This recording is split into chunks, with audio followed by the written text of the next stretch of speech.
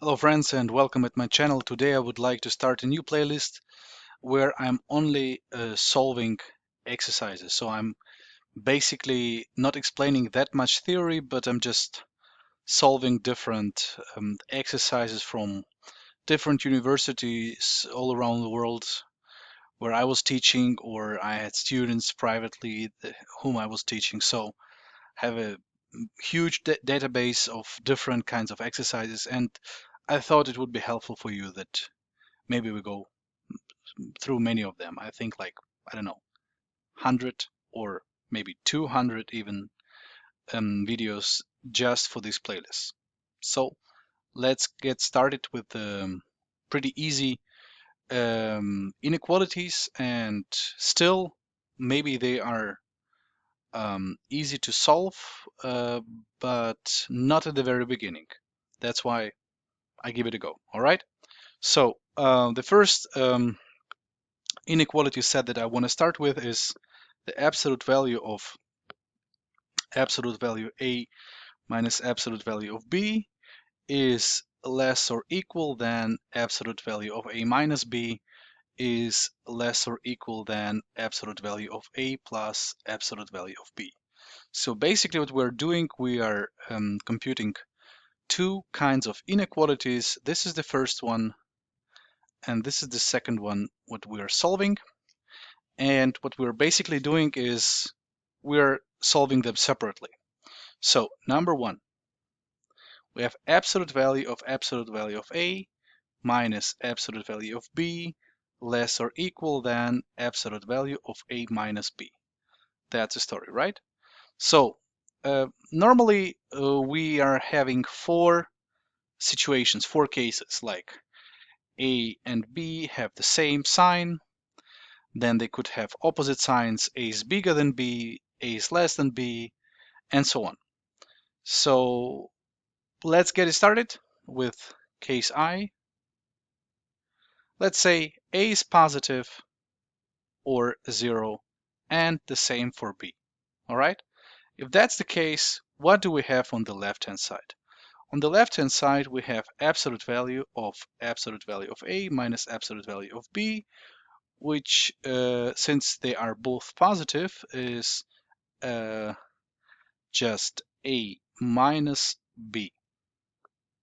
Okay? And, well, on the right-hand side, we have A minus B as well in the absolute value. So in this case, we're equal. That's fine. Number two, what is possible as well?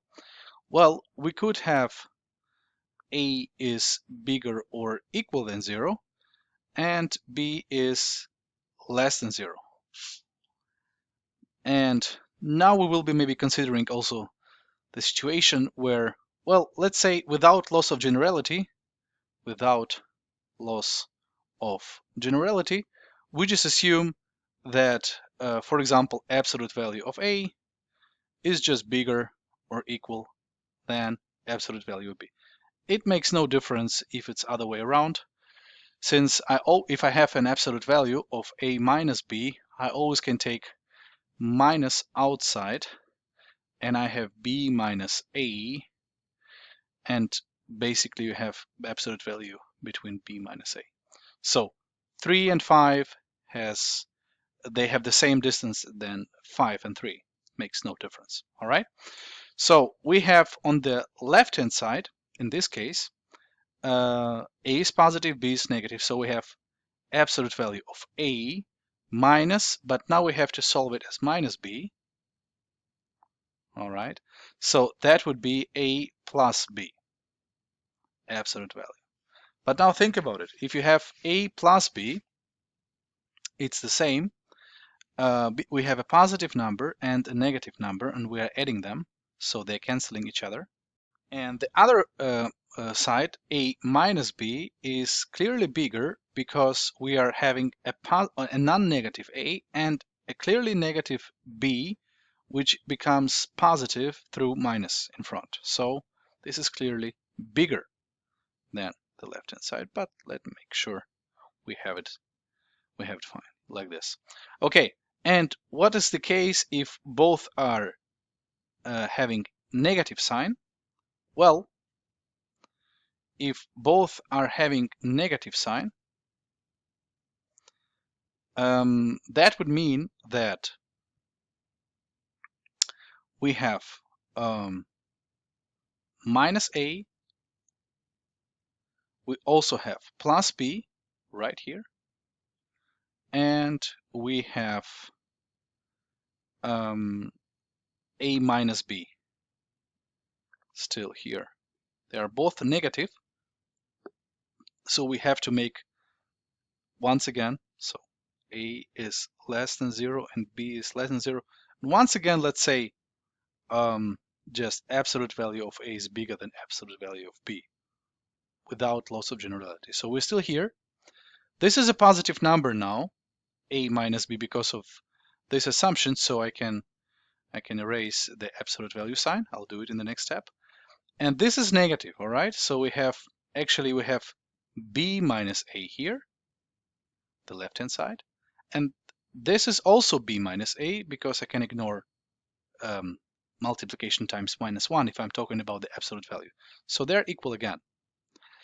All right? So that means well, I would have to write number 4, the case number 4, where b is bigger than a, but it would be totally the same. So you see, we're always less or equal, so that one is valid. Now, what about the second equation, inequality? The absolute value of a minus b should be less or equal than absolute value of a plus absolute value of b. Well, it's the same, all right? We go through the cases. So, case number 1, a is bigger or equal than 0, and b is bigger or equal to 0. That means they have the same sign, or are both 0, or one of them could be 0 and the other one is positive. It doesn't matter. But, well, assume they're both positive. 7 and 5, for example. That would mean they're canceling each other on the left-hand side, partly. And on the right-hand side, we're adding them up. They're not canceling because of the absolute value sign and because of the plus. So clearly, if we have a minus b, and once again, let's assume this time b is, the absolute value of b is bigger than a, just other way around, not to have a feeling it's always kind of the same fake.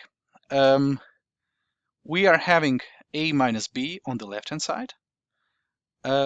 Since b is bigger, this is a negative number, and we are having b minus a on the left-hand side. And on the right-hand side, we have absolute value of a, which is non-negative, plus b. So clearly, for two non-negative numbers, their sum is bigger or equal than their difference. So that's check, all right? This is I. Now 2i. One of them is positive, one of them is negative. Let's say a is positive or non-negative and b is negative. What would be the case? Well, if that's the case, we still have, now let's assume once again b absolute value bigger or equal than a. So we would have a minus b on the left-hand side. Now b is negative and b is bigger. We're subtracting a negative number. That means we're adding something up. So this is positive. We can just forget the absolute value sign. And on the right-hand side, we have absolute value of a, which is positive, and absolute value of b, which is a negative number. So we're solving it as minus b, and in this case, we're equal. So case 2, also check. And case 3, in this case, we are having both of them negative, a less than 0 and b less than 0. So what do we have on the left-hand side? We would have a minus b. Once again, let's assume, well, if you like, in this case, a is bigger or equal to the absolute value of b. Doesn't matter. I was telling you all the time, and you can really check it. So we have on the left-hand side, absolute value of a minus b. Now a is a negative number, and we are subtracting a negative number, so we're adding it up. So we're having a negative number minus a negative, so we're adding something, but a is bigger or equal, so that means this difference is negative or equal to 0. So we're having actually b minus a right here. And on the right hand side, we're having absolute value of a. Because it's negative, we have minus a, plus absolute value of b. Because it's minus, we have minus b. All right. Now, here we have a difference of two negative numbers. And here, if we take minus, we have a sum of two negative numbers with minus in front. So it makes it bigger for sure. Okay. So bigger or equal is absolutely valid. And that's the third equation. So it was kind of many assumptions without loss of generality, but still, if you go through the cases, you will see it's absolutely fine. So you just go through the cases, and this is how you can prove actually every inequality of this kind. All right. Thanks for watching. It was the first exercise I was solving, and I'll be uploading, or I'll try to be uploading every evening European time such an exercise, and I hope it will help you. Thanks and all the best. Bye bye.